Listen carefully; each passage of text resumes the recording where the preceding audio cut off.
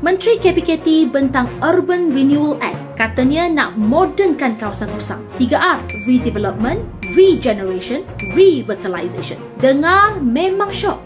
Tapi bila draft keluar, arkitek, juru ukur, NGO, pemilik rumah, ahli parlimen, semua bantah.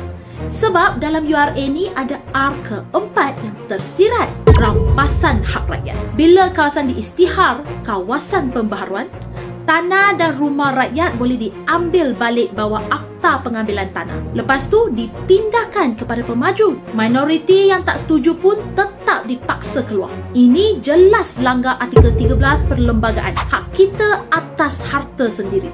Lagi bahaya, klausa pengambilan tanah dalam URA ni kabur. Apa kriterianya? Apa mekanismenya? Apa maksud tujuan awam? Akhirnya, tanah rakyat boleh bertukar jadi projek komersial. Bukan untuk rakyat, tapi untuk kepentingan sesetengah pihak. Undang-undang sepatutnya pertahankan hak rakyat, bukan tindas hak rakyat. Jadi, URA ini betul-betul reformasi untuk rakyat atau sebenarnya rampasan hak rakyat? Jom kongsikan video ni supaya hak rakyat tetap dipertahankan.